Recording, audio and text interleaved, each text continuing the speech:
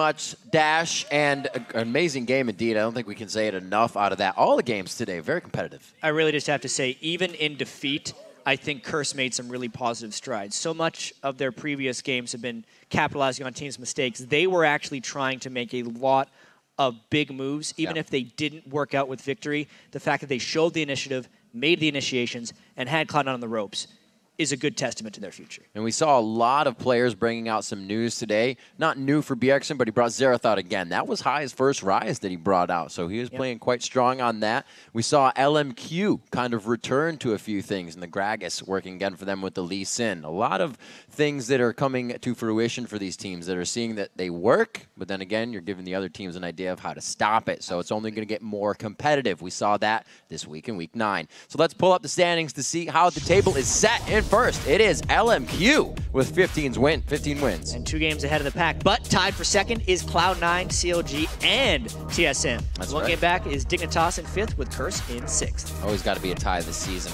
Complexity sits in 7th place. They're going to be followed by Evil Geniuses in last. And there were a ton of LCS big plays this week, but let's break down who were the OP players. Up first, it's Ackerman in the top lane, who showed just how dangerous the fat man can be. His Gragas helped secure LMQ's hold on first place. And in the jungle, another player from the same team, it's No Name. He consistently gets his team off to an early lead, and his Baron steal allowed LMQ to take control of the game against COG. He's also their primary shot caller. And in the mid lane, it's going to be Voyboy. He surprised a lot of people with his Tristana pick, and not least of which were the Dignitas players. Then today, he turned in a valiant effort as Yasuo against Cloud9. 10 kills and 17 assists in that game. OP at 80 carry, it is sneaky. His Kog'Maw was responsible for their incredibly close win just now over Curse to make it 2-0 on the week. And finally, on support, it's more from LMQ. You can depend on him to secure early kills for Vasily, and he brings a lot of lane pressure. But one player who stood out this week above the rest is going to be LMQ's Ackerman. Yeah, he kind of proved himself to be the master of Gragas in North America.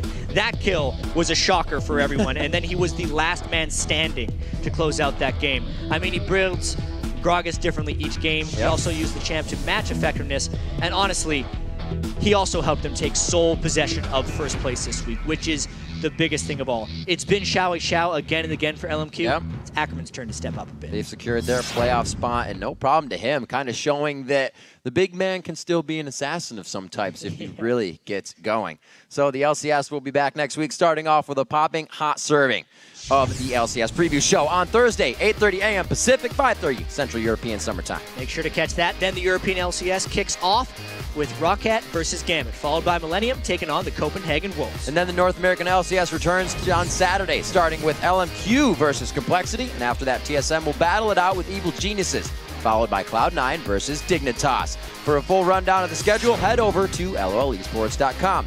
And as we throw it over to Freak and Zyrene for the North American Challenger Series, let's take a quick look back